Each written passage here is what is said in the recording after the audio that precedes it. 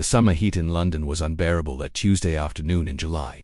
Marcus Thompson, a 28-year-old American tourist from Phoenix, Arizona, wiped the sweat from his forehead as he joined the crowd gathered outside Buckingham Palace. He had been planning this trip to England for 2 years, saving every penny from his job at a local electronics store to make his dream vacation a reality. Marcus pulled out his phone and started recording. Just like hundreds of other tourists around him, the famous red-uniformed guards stood perfectly still at their posts, their tall black hats creating dramatic silhouettes against the palace's cream-colored facade. He had seen these guards in movies and documentaries countless times, but seeing them in person felt surreal. "This is so cool," Marcus whispered to himself, adjusting his baseball cap and cheap tourist t-shirt that read London Calling across the front. He had bought it from a street vendor just an hour earlier, along with a small Union Jack flag that now stuck out of his back pocket.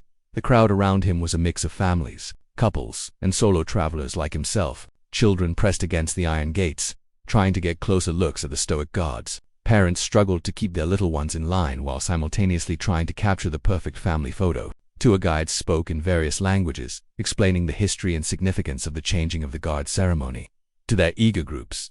Marcus noticed one guard in particular. The man appeared to be in his mid-30s with sharp features barely visible beneath the shadow of his bearskin hat. His red tunic was immaculate, every button polished to perfection, and his black trousers had creases so sharp they could cut paper. The guard's rifle was held at the perfect angle, and his posture was so rigid it seemed impossible that he was actually a living, breathing human being. How do they stand so still? Marcus wondered aloud, moving closer to get a better view. He had read online that these guards were real soldiers, not just ceremonial figures for tourists. They were trained professionals who took their duty seriously, protecting the royal family and maintaining centuries-old traditions. The afternoon sun beat down mercilessly on the crowd. Marcus felt his shirt sticking to his back with sweat, and he could see other tourists fanning themselves with brochures and maps. The guards, however, showed no signs of discomfort despite wearing their heavy wool uniforms in the sweltering heat. Marcus decided he needed something cold too.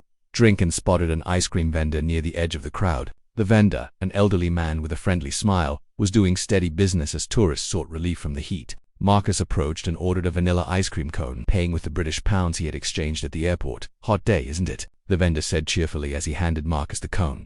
"Absolutely brutal," Marcus replied, taking his first lick of the cold, creamy treat. "I don't know how those guards can stand wearing those heavy uniforms in this."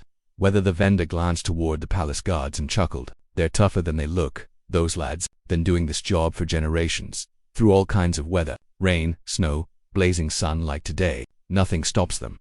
Marcus nodded and made his way back toward the crowd, enjoying his ice cream while continuing to observe the guards. He pulled out his phone again and started taking photos, making sure to get different angles and close-ups. His social media followers back home would be so jealous when they saw these pictures. As he moved through the crowd, Marcus accidentally bumped into a woman pushing a stroller. The collision was minor, but it caused him to stumble slightly, and a small portion of his ice cream dropped onto the ground. "Sorry about that," Marcus said to the woman, who smiled and waved off his apology. "No worries at all," she replied in a crisp British accent. "That happens to everyone in crowds like this." Marcus looked down at his slightly diminished ice cream cone and shrugged. There was still plenty left to enjoy. He continued making his way closer to the guards, determined to get the best possible photos and videos for his trip.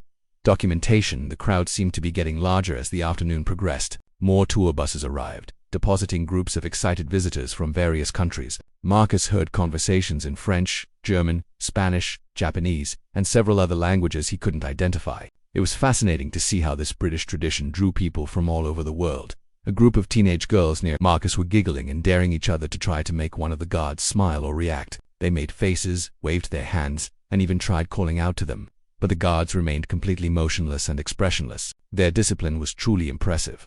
Marcus finished most of his ice cream and was down to the last few bites when he noticed something that made him pause. A small boy, probably around 6 years old, had somehow managed to slip away from his parents and was now standing very close to one of the guards. The child was staring up at the guard with wide, curious eyes, clearly amazed by the tall, imposing figure in the red uniform. The guard, to his credit, remained perfectly still and professional, but Marcus could see a hint of gentleness in his eyes as he looked down at the child. It was a touching moment that reminded everyone watching that beneath the ceremonial uniform was a real person with feelings and emotions. The boy's mother quickly appeared and gently pulled her son back to safety, apologizing profusely to anyone within earshot. The guard gave an almost imperceptible nod of acknowledgement, the only movement he had made in the entire time Marcus had been watching. Marcus was impressed by the guard's professionalism and restraint. He couldn't imagine having that level of self-control and discipline. standing motionless for hours in heavy clothing while hundreds of strangers stared, pointed, and took photos would be his personal nightmare as he contemplated the guard's dedication to duty. Marcus didn't notice that his remaining ice cream was beginning to melt more rapidly in the intense heat. Small drops were falling from the cone onto his hand and the ground below. The combination of the hot weather and his distraction had created a sticky, messy situation that would soon lead to consequences he never could have imagined. The crowd continued to grow around him, pressing closer to the palace gates. Marcus felt the excitement building as people anticipated the changing of the guard ceremony that was scheduled to begin soon. Cameras and phones were ready, tour guides were gathering their groups, and children were being lifted onto shoulders for better views. Marcus wiped his sticky hand on his shirt and readjusted his grip on what remained of his ice cream cone. He was determined to finish it before the ceremony began. Not wanting to miss a single moment of the spectacle he had traveled thousands of miles to witness, little did he know that his innocent ice cream cone was about to become the catalyst for an incident that would change his entire London experience in ways he never expected. The changing of the guard ceremony was about to begin, and Marcus could feel the electricity in the air as hundreds of tourists pressed forward for better positions. His melting ice cream cone had become increasingly difficult to manage in the oppressive heat, sticky vanilla cream coating his fingers and threatening to drip onto his new London t-shirt. Marcus tried to find a trash bin to dispose of what remained of his cone, but the crowd had grown so dense that movement in any direction seemed impossible. People were packed shoulder to shoulder, everyone straining to get the perfect view of the ceremony they had been waiting hours to witness. "Excuse me, sorry," Marcus muttered as he attempted to squeeze through a group of Japanese tourists who were adjusting their professional-grade cameras. The group smiled politely, but there was nowhere for them to move to accommodate him. Behind Marcus, a family with 3 young children was growing increasingly frustrated with their limited view. The father kept lifting his smallest daughter onto his shoulders, only to have her complain that she still couldn't see over the adults in front of them. The mother was juggling a diaper bag, water bottles, and trying to keep their twin boys from wandering off into the crowd. "Daddy, I can't see anything," the little girl whined from her perch on her father's shoulders. "Just wait, sweetheart," the father replied, his voice strained from the weight and the heat. "The ceremony will start soon and then you'll be able to see everything."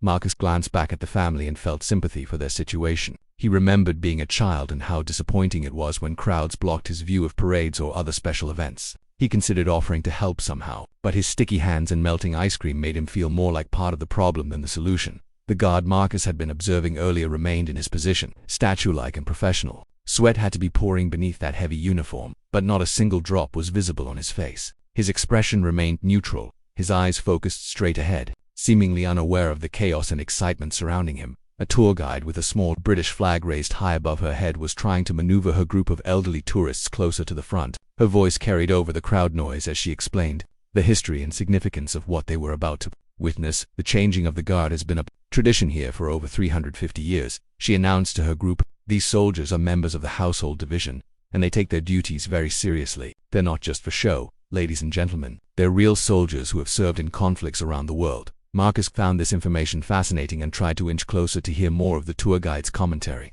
As he moved, the last substantial piece of his ice cream cone shifted precariously, threatening to fall at any moment.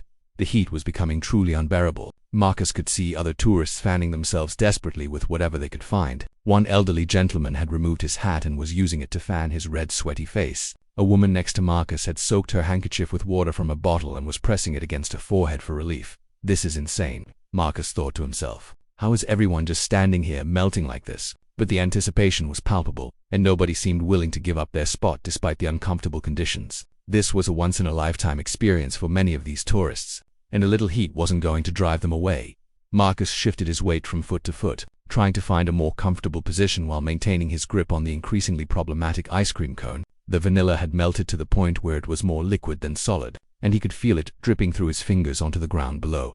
A child behind him was crying now, overwhelmed by the heat and crowds. The sound was heartbreaking, but there was nothing anyone could do. The parents were trying their best to comfort their little one while maintaining their position in the crowd.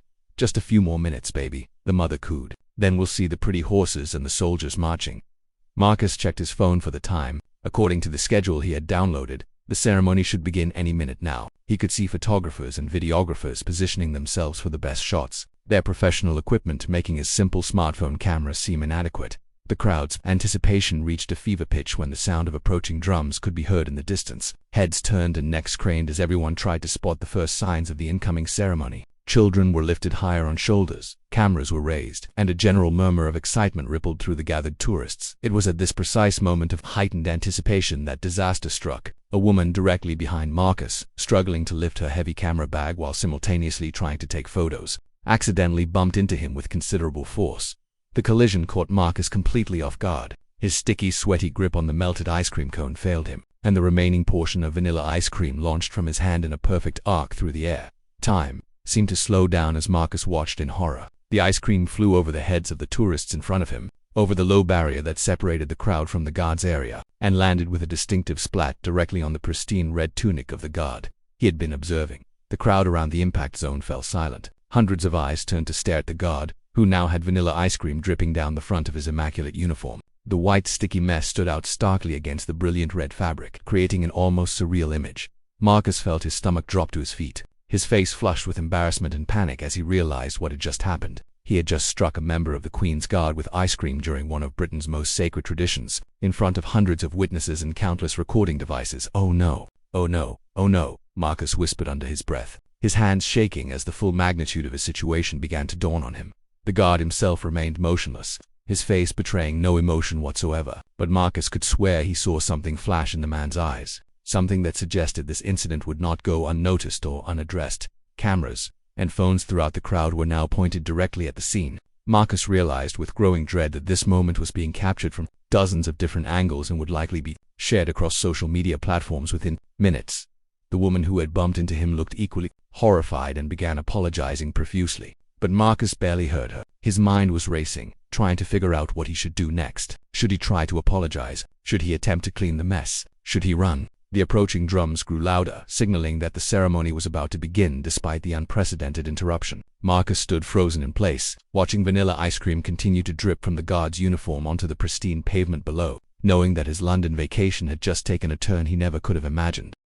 The silence that followed the ice cream impact was deafening. Marcus stood frozen, watching vanilla cream slowly drip down the guard's pristine red tunic while hundreds of tourists stared in disbelief. The rhythmic sound of approaching drums for the changing ceremony created an almost surreal soundtrack to the unfolding disaster. For what felt like an eternity, nothing happened. The guard remained perfectly still, his face showing no reaction to the sticky mess now adorning his uniform. Marcus wondered if the man was going to pretend nothing had occurred, maintaining his ceremonial duties despite the humiliating situation. Then, slowly, almost imperceptibly, the guard's eyes shifted. Not his head, not his posture, just his eyes. They locked directly onto Marcus, with an intensity that made the American tourist's blood run cold. There was something in that gaze that promised consequences far beyond anything Marcus had imagined. "Sir, you need to move away from the barrier immediately," came a firm voice from Marcus's left. A plainclothes security officer had appeared seemingly from nowhere, his hand resting meaningfully on his radio. The man was tall, broad-shouldered, and had the kind of presence that suggested military or police background. His eyes were scanning the crowd for any additional threats while keeping one eye firmly on Marcus. "I'm so sorry," Marcus stammered, his voice barely audible over the approaching ceremony music. "It was an accident. Someone bumped into me and ... Step back, sir, now," the security officer repeated, his tone leaving no room for argument. Marcus complied immediately, stumbling backward into the crowd of tourists who were now staring at him with a mixture of curiosity, amusement, and second-hand embarrassment. Phones and cameras continued recording, capturing every moment of his mortification for posterity. The woman who had accidentally bumped into him was trying to explain the situation to anyone who would listen, gesturing wildly and speaking in rapid Spanish to her companion. Her face was flushed with guilt and panic, clearly understanding that her action had triggered this international incident. "It wasn't his fault," she called out to the security officer. "I bumped him. It was my mistake." But the security officer's attention remained focused on Marcus, who was now being quietly surrounded by additional personnel who seemed to materialize from the crowd like ghosts. Marcus realized with growing alarm that he was being systematically isolated and contained. The changing of the guard ceremony proceeded as scheduled, but with an added element of chaos. The arriving guards, resplendent in their traditional uniforms and accompanied by the stirring music of the military band, who had to navigate around the ice cream mess on the ground. Their precision formation remained intact, but Marcus could see several of them glancing at their colleague's stained uniform with barely concealed concern. Crowd's attention was divided between the ceremony and the ongoing drama of Marcus's situation. Tourists whispered among themselves in various languages, speculating about what would happen to the American who had committed such an unprecedented breach of protocol. Marcus tried to blend into the crowd, hoping somehow to disappear from the situation entirely. but the security officers maintained their subtle but unmistakable perimeter around him. He was trapped, surrounded by evidence of his humiliation and facing consequences he couldn't begin to predict. The stained guard finally moved, but only as part of the ceremonial changing procedure. As he was relieved of his post, Marcus could see other guards and officials examining the damage to his uniform. There were subtle headshakes and whispered conversations that didn't bode well for the incident's ultimate resolution. A senior-looking officer, distinguishable by additional insignia on his uniform, approached the stained guard for a brief, quiet conversation. Marcus watched this interaction with growing dread, knowing he was almost certainly the topic of discussion. Meanwhile, the crowd around Marcus had become increasingly aware of his predicament. Some tourists were openly photographing him now, treating him like an inadvertent tourist attraction. Others looked sympathetic, understanding that what had happened could have occurred to anyone in the crowded, sweltering conditions. A little girl tugged on her mother's dress and asked in a loud, clear voice, "Mummy, why did that man throw ice cream at the soldier?" Her innocent question carried across the crowd, causing more heads to turn toward Marcus. He felt his face burning with embarrassment as he realized his unintended fame was spreading throughout the assembled tourists. The security officer who had first approached Marcus stepped closer again, this time accompanied by what appeared to be a supervisor. The second man was older, gray-haired, and carried himself with unmistakable authority. "Mr. The supervisor began, clearly expecting Marcus to provide his name. "Thompson. Marcus Thompson," he replied, his voice cracking slightly with nervousness. "Mr. Thompson, I'm Superintendent Davies with Palace Security. We need to have a conversation about what just occurred." Marcus nodded mutely, understanding that he had no choice in the matter. The weight of the situation was beginning to settle on him like a heavy blanket. This wasn't just an embarrassing tourist mishap anymore. It had become an official security incident. The ceremony continued around them, but Marcus was no longer paying attention to the pageantry he had traveled thousands of miles to witness. His focus was entirely on the unfolding consequences of his accidental assault on one of Britain's most revered institutions. Other tourists began giving Marcus a wider berth, as if his misfortune might be contagious. Parents pulled their children closer, and elderly couples whispered among themselves about the disrespectful American who had ruined the ceremony. Marcus caught fragments of conversations in various languages, most of which seemed to be discussing his situation with mixtures of amusement and disapproval. He was becoming an unwilling ambassador for American tourists, representing everything that could go wrong when visitors failed to respect local customs and traditions. The guard who had been struck by the ice cream completed his ceremonial duties and disappeared into the palace complex, presumably to change into a clean uniform. Marcus wondered what the man was thinking, whether he was angry, amused, or simply professional about the entire incident. Superintendent Davies gestured for Marcus to follow him away from the main crowd, toward a less conspicuous area where they could speak more privately. As they walked, Marcus noticed additional security personnel positioning themselves strategically, creating an invisible corridor that prevented him from deviating from the prescribed path. The reality of his situation was becoming increasingly clear. This wasn't going to end with a simple apology and a warning to be more careful. Something more significant was about to happen, and Marcus had no idea what form his punishment might take.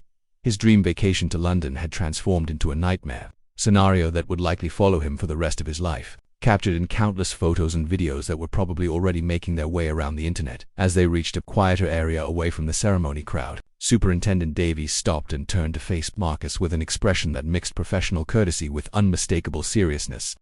Superintendent Davies led Marcus to a small office building adjacent to the palace grounds, away from the crowds and cameras that had documented his humiliating incident. The walk felt like a funeral march to Marcus, each step taking him further from the tourist experience he had planned and deeper into what appeared to be serious legal territory. The office was sparse but official, with portraits of the royal family on the walls and various certificates and commendations displayed behind the superintendent's desk. Marcus was directed to sit in a simple wooden chair facing the desk, while Davies took his place behind it with the practiced authority of someone who had handled countless security incidents.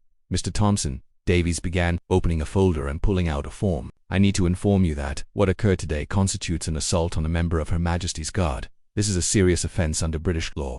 Marcus felt his stomach lurch. Assault? But it was completely accidental. Someone bumped into me, and the ice cream just flew out of my hands. I would never intentionally ... double quotes. Davies held up a hand to stop him. "I understand you claim it was accidental, Mr. Thompson. However, the fact remains that you struck a serving member of the armed forces while he was performing his duties. The circumstances that led to the incident don't change the legal definition of what occurred."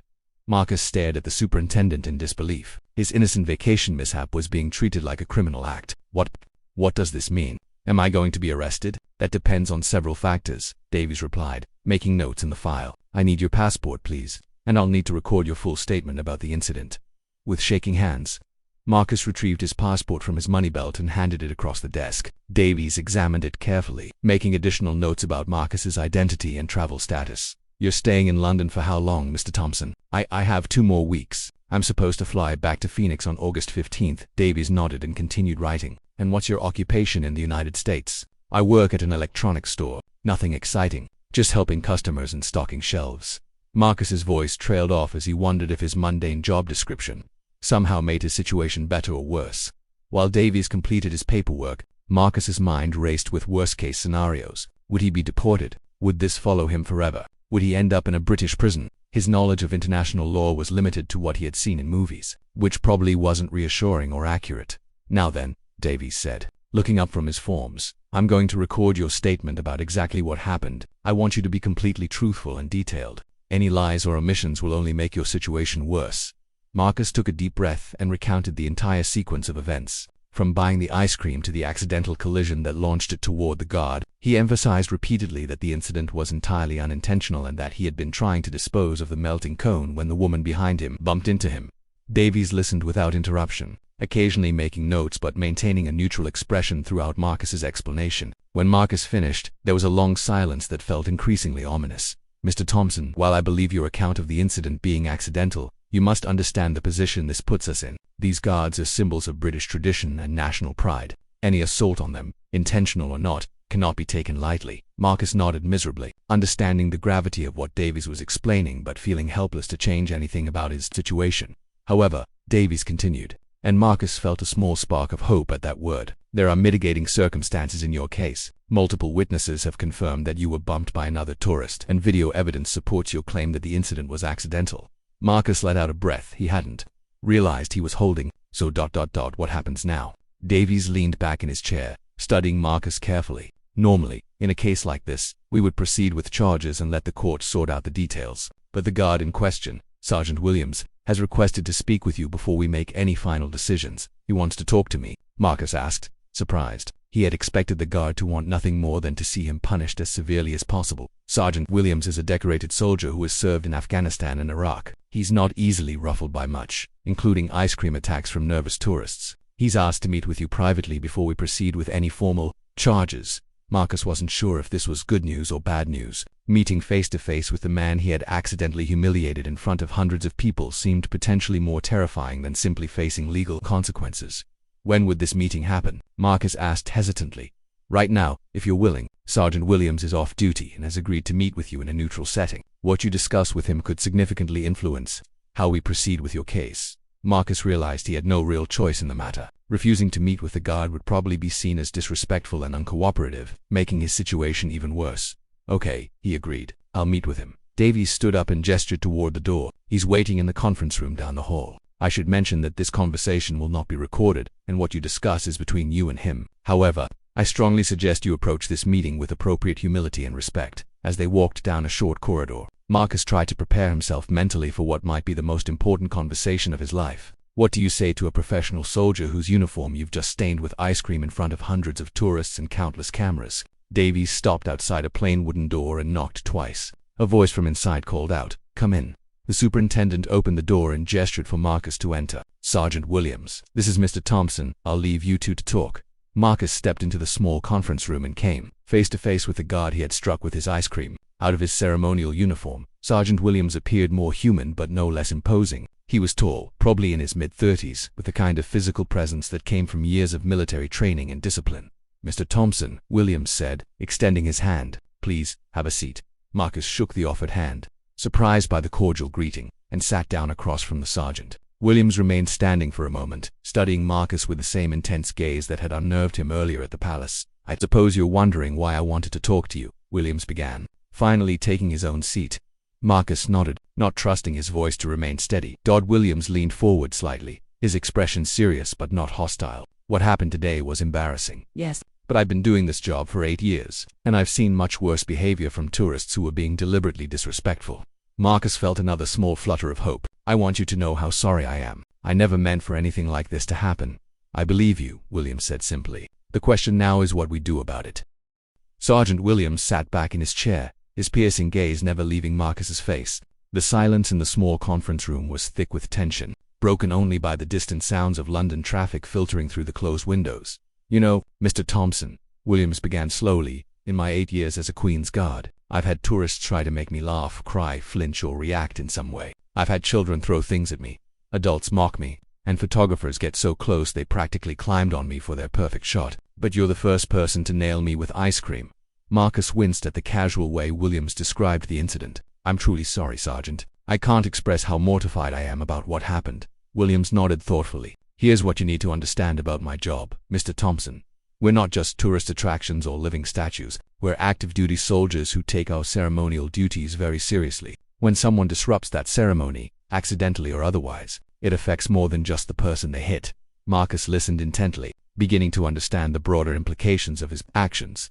Every one of those tourists today came to see a piece of British history, Williams continued. They came to witness a tradition that has been maintained for centuries, through wars, political changes, and social upheaval. When something like what happened today occurs, it diminishes that experience for everyone. I never thought about it that way, Marcus admitted. I was so focused on my own embarrassment that I didn't consider how it affected everyone else. Williams leaned forward, his expression becoming more intense. But here's the thing, Mr. Thompson. I've been watching people all afternoon, and I saw something in you that I don't see in many tourists. Marcus looked up, confused. What do you mean? Before the incident, I watched you observing us with genuine respect and curiosity. You weren't trying to get us to react or break protocol for your entertainment. You were appreciating what we do and why we do it. That's rare. Marcus felt a mix of surprise and gratitude that Williams had noticed his respectful behavior before everything went wrong. So when Superintendent Davies told me about your case, I requested this meeting because I wanted to propose something unusual, Williams continued, something that might serve justice better than simply pressing charges and ruining your vacation. Marcus's heart began beating faster. What kind of proposal? Williams stood up and walked to the window, looking out at the palace grounds where tourists were still gathered for the ongoing ceremonies. How long did you say you're staying in London? 2 more weeks, Marcus replied, wondering where this conversation was heading. Perfect, Williams said, turning back to face him. Here's what I'm proposing. Instead of pressing charges, I want you to spend 1 full day with my unit, not as a tourist but as someone learning what we actually do and why it matters. Marcus stared at him in disbelief. You want me to? What exactly? I want you to understand what it takes to do this job, Williams explained. The physical conditioning, the mental discipline, the historical significance of every movement we make. I want you to experience firsthand what it means to maintain these traditions. But I'm just a regular guy from Phoenix, Marcus protested. I'm not military. I wouldn't know how to ... double quotes. That's exactly the point, Williams interrupted. You'll learn. And more importantly, you'll gain an appreciation for what happened today that goes beyond just apologizing. Marcus was intrigued but also terrified. What would this involve? Williams returned to his seat, leaning forward with obvious enthusiasm for his idea. You'd report to the barracks at 0500 hours tomorrow. You'd participate in our morning physical training, learn about our history and traditions, practice basic drill movements, and understand the discipline required to stand motionless for hours in any weather. And if I do this, the charges would be dropped, if you complete the full day to my satisfaction. And if you demonstrate genuine understanding and respect for what we do, then yes, I'll recommend to Superintendent Davies that no charges be filed. Marcus felt a surge of hope, but also apprehension about what he was agreeing to. What if I can't keep up? What if I fail? William smiled for the first time since Marcus had entered the room. Mr. Thompson, I've trained recruits who thought they were tough guys, and I've seen them cry during their first week. But I've also seen ordinary people discover strength they never knew they had when they're properly motivated. What about my tourist activities? I had plans, ... Your plans were disrupted the moment that ice cream left your hand, Williams said firmly. This is your chance to turn a humiliating mistake into something meaningful. Most tourists see us as curiosities. You'll understand us as professionals. Marcus sat quietly for a moment, weighing his options. On one hand, he could refuse and take his chances with the legal system, potentially facing charges that could affect his ability to travel internationally in the future. On the other hand, he could accept Williams's unusual proposal and spend a day learning about something he clearly didn't understand. Would other guards be okay with this? Marcus asked. I mean, after what happened today, ... My unit knows about this meeting, Williams replied. They're curious to see if you're genuinely sorry or just trying to avoid consequences. Some of them think you should face the full legal penalties. Others believe that understanding comes through experience, not punishment. Marcus realized this was probably his only realistic chance to avoid serious legal trouble while potentially gaining something valuable from his disaster. Okay, he said finally. I accept your proposal. Williams extended his hand across the table. Then we have an agreement, Mr. Thompson. But understand this, tomorrow won't be a tourist experience. You'll be held to the same standards as any recruit in training. No special treatment, no allowances for your civilian status, and no quitting once we begin. Marcus shook the offered hand, feeling both relief and terror at what he had just committed to. What should I bring? What should I wear? Report in athletic clothing suitable for physical exercise. Bring water, but nothing else. We'll provide everything else you need for the day. Williams stood up, indicating the meeting was over. And Mr. Thompson? Yes, sir. Get a good night's sleep. You're going to need it. As Williams opened the door to signal their conversation was finished, Marcus felt as though he was stepping into unknown territory. His simple vacation to London had evolved into something completely unexpected, and he had no idea whether he was capable of meeting the challenge he had just accepted. Williams walked him back to Superintendent Davies's office, where the security chief was waiting with barely concealed curiosity about the outcome of their private meeting. Well, Davies asked. Looking between the two men, Mr. Thompson has agreed to participate in our alternative resolution program, Williams announced. If he completes tomorrow's training, to my satisfaction, I'll recommend that no charges be filed. Davies raised an eyebrow. And you're confident about this approach? Sergeant, I believe Mr. Thompson will gain a deeper understanding of what happened today and why it matters. Williams replied diplomatically. Sometimes education is more effective than punishment. Davies nodded slowly, then turned to Marcus. Mr. Thompson, you're free to return to your hotel for tonight. However, I'm keeping your passport as security until this matter is resolved. You'll get it back after Sergeant Williams confirms you've completed your obligations tomorrow. Marcus understood this was non-negotiable. He was essentially under informal house arrest until he proved himself worthy of Williams's recommendation. Report to the Wellington Barracks main gate at 0500 hours sharp, Williams instructed. Ask for Sergeant Williams. Don't be late, and don't bring anything except what I told you.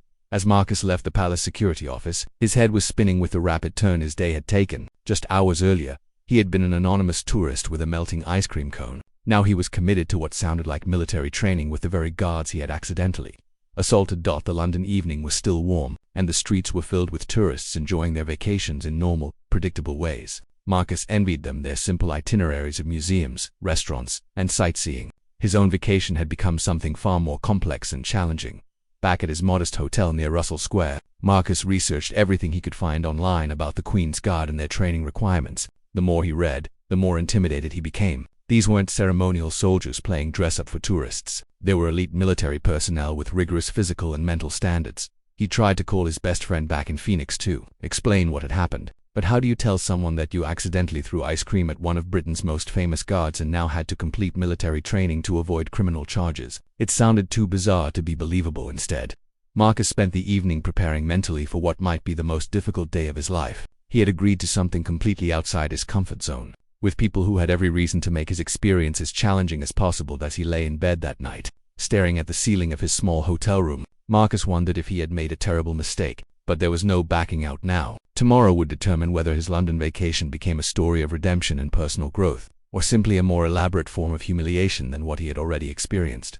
Marcus's alarm buzzed at 4:30 a.m., jolting him from a restless sleep filled with anxiety dreams about military drills and angry guards. His body ached with tension as he realized this wasn't a nightmare he could wake up from. Today was the day he would either prove himself worthy of Sergeant Williams's unusual mercy or face the full consequences of his ice cream disaster. The early morning London streets were eerily quiet as Marcus made his way to Wellington Barracks. The occasional taxi or early commuter passed by, but otherwise the city felt deserted compared to the bustling tourist crowds he had grown accustomed to during his vacation. At precisely 5 a.m., Marcus approached the main gate of the barracks, feeling small and out of place in his athletic shorts, t-shirt, and running shoes. The guard at the entrance looked him up and down with barely concealed amusement.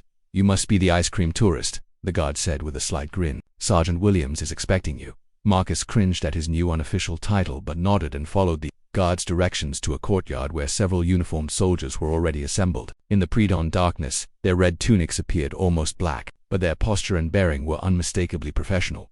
Sergeant Williams stepped forward, now dressed in his full ceremonial uniform despite the early hour. His presence seemed even more commanding in the military environment than it had in the conference room the previous day. "Mr. Thompson," Williams announced loudly enough for all the assembled guards to hear, "welcome to your education in what it means to serve as a Queen's Guard." The other soldiers remained at attention, but Marcus could sense their curiosity and perhaps skepticism about this unusual arrangement. He was clearly an outsider in their world, and he would have to earn whatever respect he might receive. "First lesson," Williams continued. "Physical fitness is not optional in this job. We begin each day with exercises designed to maintain the strength and endurance required for our duties. What followed was the most grueling hour of physical exercise Marcus had ever experienced. Push-ups, sit-ups, running in formation, and calisthenics that left him gasping and sweating while the guards around him barely seemed winded. His soft civilian lifestyle had not prepared him for military-grade fitness requirements. Having trouble keeping up, "Tourist," called out one of the younger guards during a brief water break. Marcus wanted to respond defensively, but Williams shot the young soldier a sharp look that silenced any further commentary. It was clear that while this training was unofficial, military discipline still applied. "Second lesson," Williams announced after the physical training concluded, "understanding our history and traditions."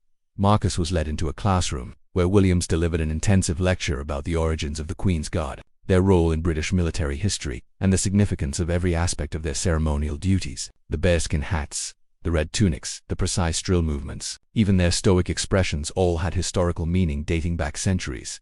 "When tourists see us, they see costumes and pageantry," Williams explained, his passion for the subject evident in his voice. "What they don't realize is that every element of what we do connects us to soldiers who served in the Napoleonic Wars, World War I, World War II, and conflicts around the world." Marcus found himself genuinely fascinated by the depth of tradition and meaning behind what he had previously viewed as simply tourist entertainment. These weren't actors playing roles. They were links in an unbroken chain of military service spanning generations. "Third lesson," Williams continued, "the discipline required to maintain our standards." Marcus was fitted with a practice uniform and taught the basic positions and movements of ceremonial drill. Standing at attention seemed simple, until he was required to maintain the position for increasingly long periods while Williams and the other guards critiqued every aspect of his posture. "Your left shoulder is dropping," one guard observed after Marcus had been standing motionless for 20 minutes. "Your eyes are wandering," noted another. "Focus straight ahead." "You're shifting your weight," Williams added. "A Queen's Guard does not fidget." By noon, Marcus's legs were trembling with fatigue. His back ached from maintaining perfect posture, and he had developed a new appreciation for the physical demands of standing motionless for hours while tourists stared and photographed. "Fourth lesson," Williams announced, "dealing with the public."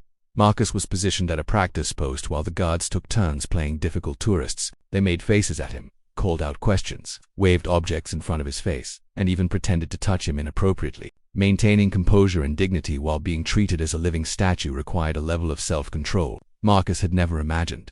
"Remember," Williams coached, "you represent centuries of British military tradition. Every tourist interaction is an opportunity to honor that tradition or diminish it."